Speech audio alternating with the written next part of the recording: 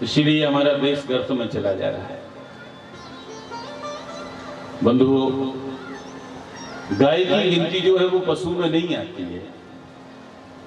हमारे धर्म शास्त्र ये कहते हैं कि तलम न धान्यम पशुओ न गावा।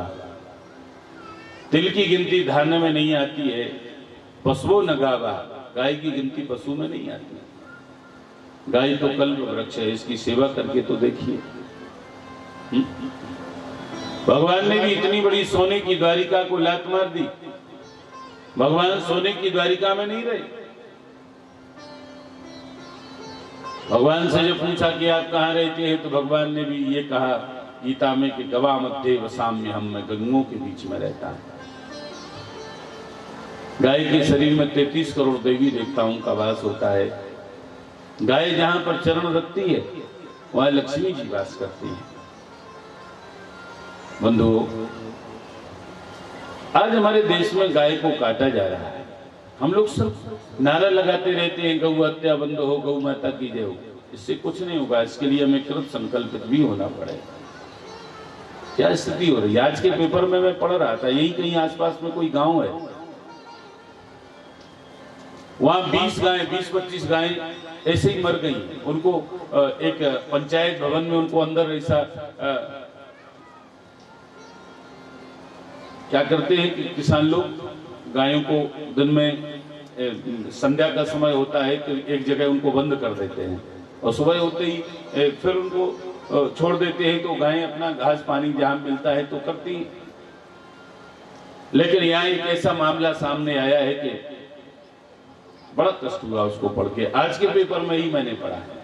छितीपुर है क्या है, क्या ऐसा कोई गांव है? क्यों मैंने पढ़ा है आज के पेपर में कि वहां के गांव के लोगों ने गायों को उस पंचायत भवन में बंद कर दिया और 20 दिन तक वो बंद बनी रही। न उन्हें घास दिया गया, न पानी दिया गया, न चारा, कुछ नहीं दिया गया। तड़प तड़प करके बेचारी सारी गायें मर गई। इससे बड़ा पाप और क्या हो सकता है? बोलो, कितना बड़ा पाप है।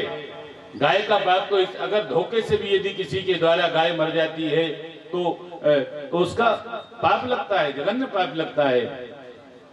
और जब जानबूझ करके ऐसा किया जाए,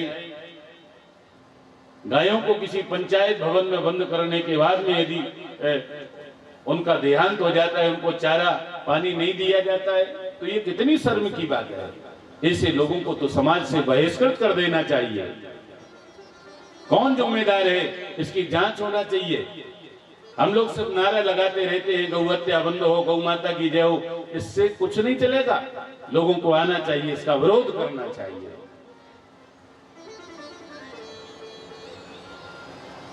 ऐसी घटना हुई आज, मैंने पेपर में पढ़ा तो हृदय बड़ा आहत था सुबह से।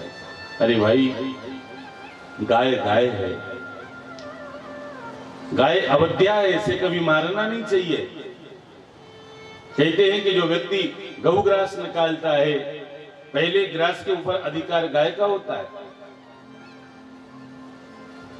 हम जो भोजन करते हैं, पहले ग्रास के ऊपर अधिकार गाय का होता है। इसलिए हर व्यक्ति को गौग्रास निकालना चाहिए। हमारे ये धर्म शास्त्र ये कहते हैं कि हर व्यक्ति को गौग्रास निकालना चाहिए, लेकिन गौग्रास हम नहीं निकालते हैं। देखो क्या स्थिति हो रही है गाय का। माताएं तो गौग्रास निकालती है, मैंने देखा है। लेकिन मैं ये कहता हूं कि पुरुषों को भी अपनी कमाई में से गाय के लिए कुछ ना कुछ निकालना चाहिए। और माताओं से मेरा निवेदन है, गाय के लिए ऐसा ग्रास न निकालें कि जब रोटी बनाती है तो एक छोटी सी एक रोटी बना दी, 2 दाल की बूंदा टपका दी और रोटी रख दी है। गाय के लिए ग्रास है नहीं भाई। जैसी रोटी आप खाती हैं वैसी आप गाय के लिए रोटियां निकालें। हम लोग गौ ग्रास निकालते हैं। अगर गायें एक जगह ठूस ठूस करके भर दिया जाता है और उनको चारा पानी नहीं दिया जाता और गायों की मौत हो जाती है। अभी मैं खाटू श्याम में कथा करने के लिए गया था, आबावासी कर। मैंने वहां के गांव में जाके ये देखा कि लोगों को गाय के प्रति कितना प्रेम है। उन्होंने प्राइवेट गौशाला बनाई है गांव वालों के सहयोग से। निराश्रित गायें जो इधर उधर घूमती हैं वो सब उस गौशाला में जाकर के उनको रखा जाता है। और उन गायों को देख करके ये नहीं लगता कि ये गाय निराश्रित हो सकती है, इतनी संपन्न समृद्ध गायें दिखाई देती है। और वहां के लोगों ने ये नियम बनाया है कि कोई भी अपने बेटे का जन्मदिन मनाता है तो अपने घर नहीं मनाता है, वो गौशाला में जाके मनाता है। भगवान कृष्ण का भी नामकरण जो संस्कार हुआ था वो गौशाला में ही हुआ था। गौशाला से ज्यादा पवित्र जगह कोई होती ही नहीं। यदि कोई अपनी विवाह मैरिज एनिवर्सरी मनाता है तो गौशाला में जाके मनाता है और वहां सभा मनी करता है। गायों के लिए सब घास खिलाते हैं, तरह तरह के पकवान खिलाते हैं। मैंने उस गौशाला को देखा, वो तो मैंने वो गांव भी देखा, इतना समृद्धशाली गांव, गाय माता की वहां ऐसी कृपा है। जब वो लोग मुझे गाय दिखाने, गौशाला दिखाने के लिए गए, पवन जी, मैं उस जगह की क्या तारीफ करूं। मैंने देखा वहां की जो गौशाला, बहुत बड़ी गौशाला थी, उसमें एक गोपाल जी का मंदिर है, कांच का गोपाल जी का मंदिर बना है, उसमें गोपाल जी खड़े हैं मुरली बजाते हुए। तो मैंने देखा कि उस मंदिर में गेट नहीं था। तो मैंने वहां जो अग्रवाल जी थे, मैंने उनसे कहा, वो जो गौशाला के प्रमुख थे, मैंने उनसे कहा कि देखो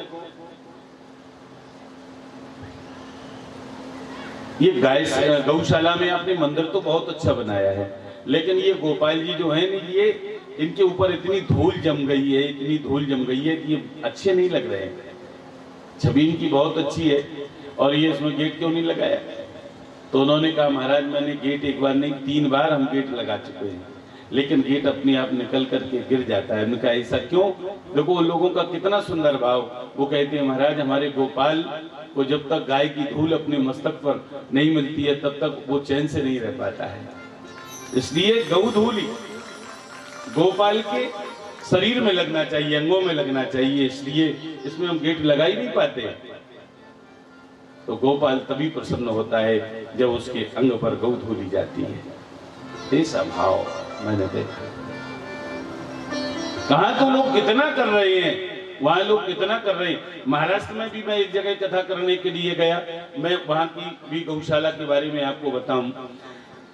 वहां जो गौशाला है और वहां की माताएं जो गौग्रास निकालती हैं, वो उनकी दिनचर्या गौग्रास से ही शुरू होती है। वो क्या करती हैं, सुबह जब जागती हैं तो रोटी नहीं निकालती हैं, सबसे पहले वो क्या करती हैं, जहां अनाज का भंडारण रहता है उसमें से उन्होंने 1-2 खोबा ऐसा अनाज भर करके एक मटके में डाल देती हैं। 10-15 दिन में वो मटका भर जाता है। इतना बड़ा गांव, प्रत्येक घर से एक एक मटका, जब 10-15 दिन में वो भर जाएगा, फिर ट्रालियों में वो अनाज इकट्ठा करके फिर गौशाला में भेजा जाएगा। वहां की गाय इतनी समृद्ध। और मैंने प्रभाव भी देखा, वो गांव महाराष्ट्र में धर्मोच्छ है शायद, उसका 80% लोग उस गांव के फॉरेन रिटर्न में विदेश रहते हैं। इतनी कृपा है गाय माता की वहां पर। गाय माता की कृपा का कोई अनुभव नहीं करता है। गाय डंडे खाती हुई घूम रही है, लोग यहाँ डंडा मार देते हैं, दूसरे के माने मौजे में चली जाती है गाय। कहते सब है गौ हत्या बंद हो, गौ माता की जाओ। गाय पॉलीथीन खाती हुई घूम रही है। क्यों भाई?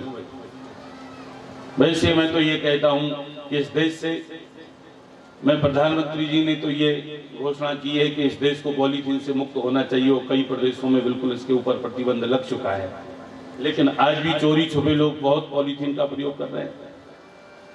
हमने एक दुकानदार से कहा कि ये बताओ, पॉलीथीन अपने आप पूर्ण रूप से प्रतिबंधित हो चुकी है, पर तुम्हारे यहाँ ये पॉलीथीन कहां से आई? वो कहने लगा, महाराज अभी 3 महीने की छूट है। ऐसा है क्या? क्यों ऐसा है क्या? ऐसा वैसे होगा नहीं, लेकिन वो बोला कि नहीं 3 महीने की छूट मिली है अभी, ये जो माल है ये खत्म हो जाए उसके बाद। उनका नहीं, ये नहीं होगा। पॉलीथीन से हमें अपने देश को, प्रदेश को मुक्त बनाना है। हमें इस भारतवर्ष को स्वच्छ बनाना है, क्योंकि स्वच्छता में ही परमात्मा का वास होता है।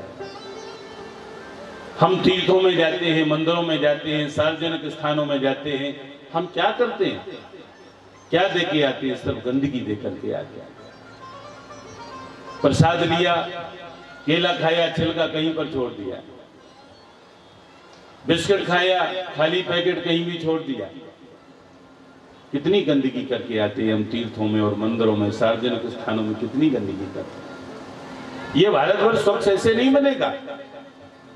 भारतवर्ष स्वच्छ तभी होगा जब इसके लिए हमें और आपको सभी को कृत संकल्पित होना पड़ेगा कि हम कहीं गंदगी नहीं करेंगे।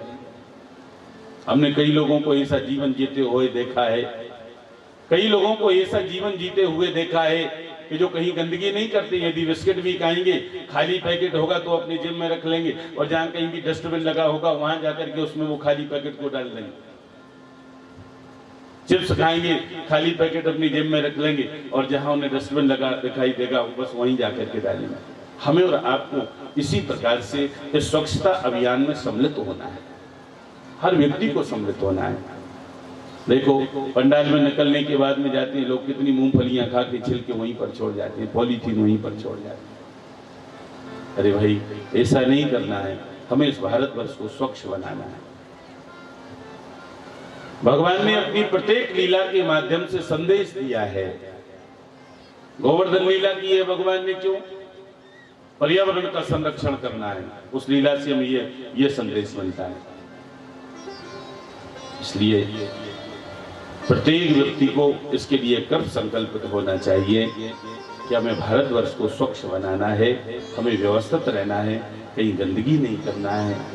और एक अभियान पत्रिका समूह के द्वारा ये अभियान भी चलाया जा रहा है कि हमारा भारतवर्ष स्वच्छ हो। हमारे पवन जी जो छोर से आए हैं, बहुत अच्छे पत्रकार हैं, इन्होंने हमें एक पत्र भी दिया है। कहा, महाराज जी, इस समय हम पत्रिका का जो अभियान चल रहा है, मैं पत्रकारिता कर रहा हूं, तो सब जगह जाके बस यही कि भारतवर्ष स्वच्छ हो, ये संदेश देता हूं। तो मैं भी ये चाहता हूं कि आप भी उससे।